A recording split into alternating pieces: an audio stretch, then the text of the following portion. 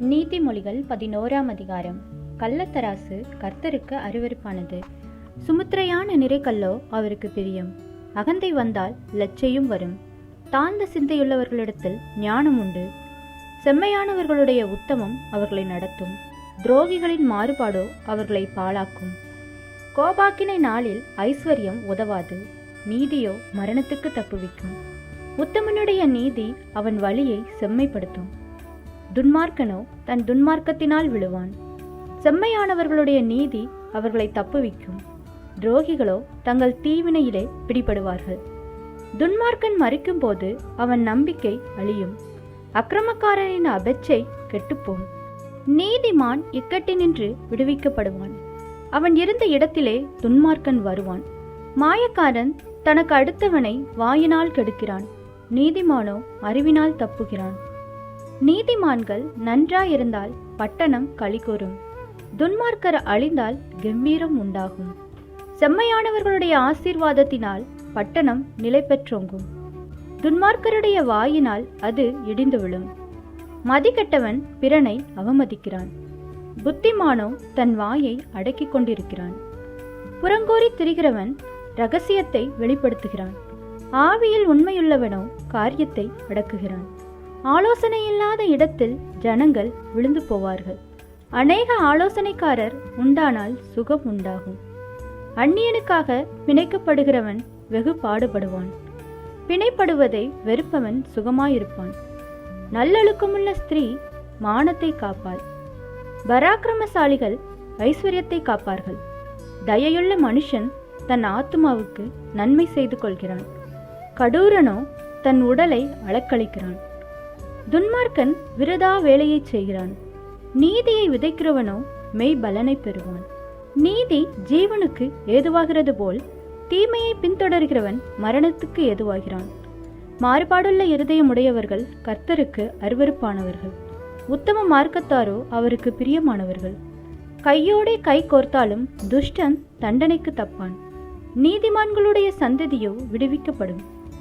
மதிகேடாய் நடக்கிற அழகுள்ள ஸ்திரீ பன்றியின் மூக்கிலுள்ள பொன் மூக்குத்திக்கு சமானம். நீதிமான்களுடைய ஆசை நன்மையே, துன்மார்க்கருடைய நம்பிக்கையோ கோபாக்கினையாய் முடியும். வாரி இறைத்தும் விருத்தியடைவாரும் உண்டு.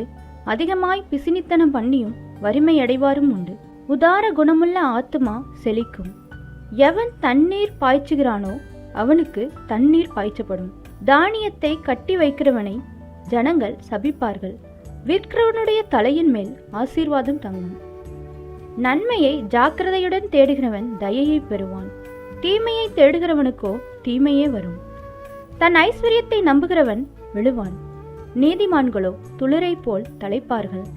தன் வீட்டை கலைக்கிறவன் காற்றை சுதந்தரிப்பான். மூடன் ஞானமுள்ளவனுக்கு அடிமையாவான். நீதிமானுடைய பலன் ஜீவ விருட்சம்.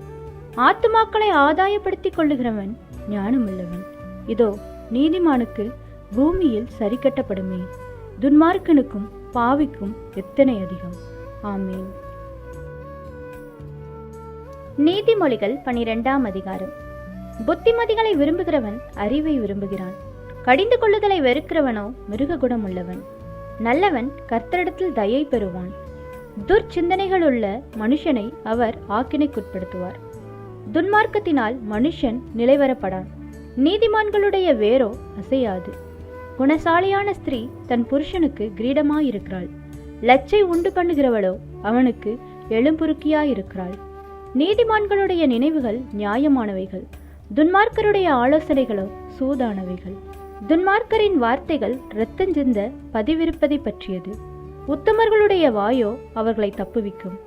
துன்மார்க்கர் கவிழ்க்கப்பட்டு ஒளிந்து போவார்கள். நீதிமான்களுடைய வீடோ நிலை நிற்கும். தன் புத்திக்கு தக்கதாக மனுஷன் புகழப்படுவான். மாறுபாடான இருதயம் உள்ளவனோ இகழப்படுவான். ஆகாரம் இல்லாதவனாயிருந்தும் தன்னைத்தான் கனம் பண்ணி கொள்ளுகிறவனை பார்க்கிலும் கனமற்றவனாயிருந்தும் பணிவிடைக்காரன் உள்ளவன் உத்தமன். நீதிமான் தன் மிருக ஜீவனை காப்பாற்றுகிறான். துன்மார்க்கருடைய இரக்கமும் கொடுமையே. தன் நிலத்தை பயிரிடுகிறவன் ஆகாரத்தினால் திருப்தி அடைவான். வீணரை பின்பற்றுகிறவனோ மதியற்றவன். துன்மார்க்கன் துஷ்டருடைய வலையை விரும்புகிறான். நீதிமானுடைய வேர் கனி கொடுக்கும். துன்மார்க்கனுக்கு அவன் உதடுகளின் துரோகமே கண்ணி, நீதிமானோ நெருக்கத்தினின்று நீங்குவான். அவனவன் தன் தன் வாயின் பலனால் திருப்தி அடைவான். அவனவன் கை கிரியையின் பலனுக்கு தக்கதாக அவனுக்கு கிடைக்கும். மதியீனனுடைய வழி அவன் பார்வைக்கு செம்மையாயிருக்கும். ஆலோசனைக்கு செவி கொடுக்கிறவனோ ஞானமுள்ளவன். மூடனுடைய கோபம் சீக்கிரத்தில் வெளிப்படும். லச்சையை மூடுகிறவனோ விவேகி. சத்திய வாசகன் நீதியை வெளிப்படுத்துவான். பொய்சாட்சிக்காரனோ வஞ்சகத்தை வெளிப்படுத்துவான். பட்டய குத்துக்கள் போல் பேசுகிறவர்களும் உண்டு. ஞானமுள்ளவர்களுடைய நாவோ ஔஷதம். சத்திய உதடு என்றும் நிலைத்திருக்கும். பொய் நாவோ ஒரு நிமிஷம் மாத்திரம் இருக்கும். தீங்கை பிணைக்கிறவர்களின் இருதயத்தில் இருக்கிறது கபடம். சமாதானம் பண்ணுகிற ஆலோசனைக்காரருக்கு உள்ளது சந்தோஷம். நீதிமானுக்கு ஒரு கேடும் வராது. துன்மார்க்கரோ தீமையினால் நிறையப்படுவார்கள். பொய் உதடுகள் கர்த்தருக்கு அருவருப்பானவைகள். உண்மையாய் நடக்கிறவர்களோ அவருக்கு பிரியம். விவேகமுள்ள மனுஷன் அறிவை அடக்கி வைக்கிறான். மூடருடைய இருதயமோ மதியினத்தை பிரசித்தப்படுத்தும். ஜாக்கிரதையுள்ளவர்களுடைய கை ஆளுகை செய்யும். சோம்பேறியோ பகுதி கட்டுவான். மனுஷனுடைய இருதயத்திலுள்ள கவலை அதை ஒடுக்கும். நல்வார்த்தையோ அதை மகிழ்ச்சியாக்கும். நீதிமான் தன் அயலானை பார்க்கிலும் மேன்மையுள்ளவன். துன்மார்க்கருடைய வழியோ அவர்களை மோசப்படுத்தும். சோம்பேறி தான் வேட்டையாடி பிடித்ததை சமைப்பதில்லை. ஜாக்கிரதையுள்ளவனுடைய பொருளோ அருமையானது. நீதியின் பாதையில் ஜீவனுண்டு, அந்த பாதையில் மரணமில்லை. ஆமீன்.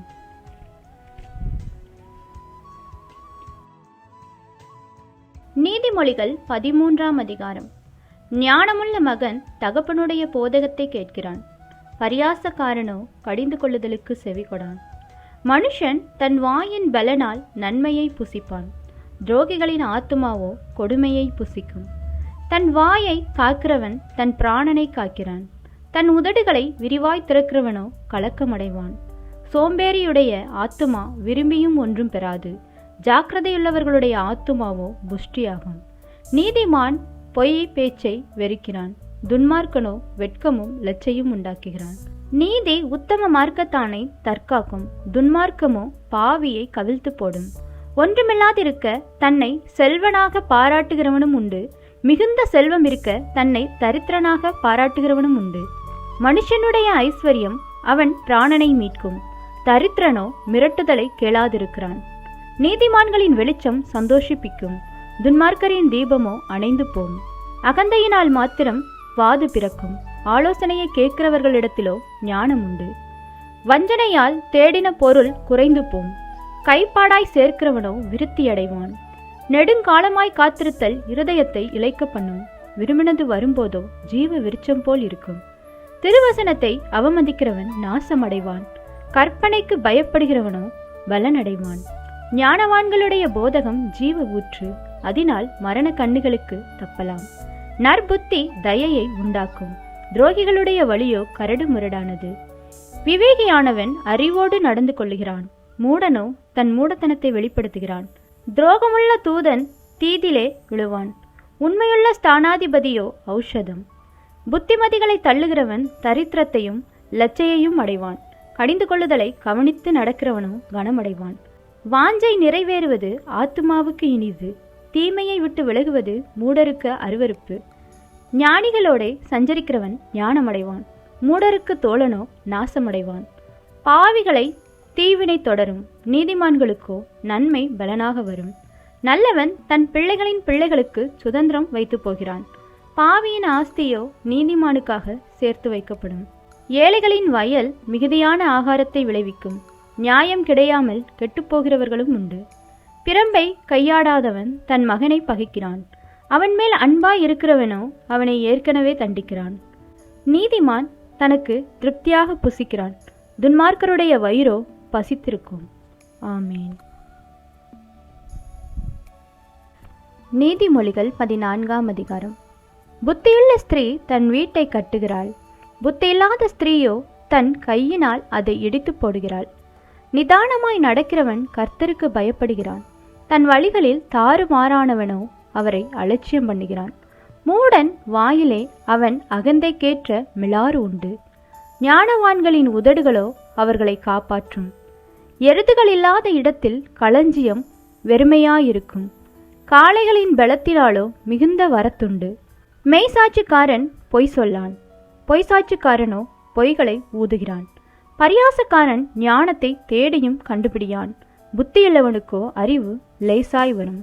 மூடனுடைய முகத்துக்கு விலகிப்போ, அறிவுள்ள உதடுகளை அங்கே. தன் வழியை சிந்தித்துக் கொள்வது விவேகியின் ஞானம், மூடர்களுடைய வஞ்சனையோ மூடத்தனம். மூடர் பாவத்தை குறித்து பரியாசம் பண்ணுகிறார்கள், நீதிமான்களுக்குள்ளே தயை உண்டு.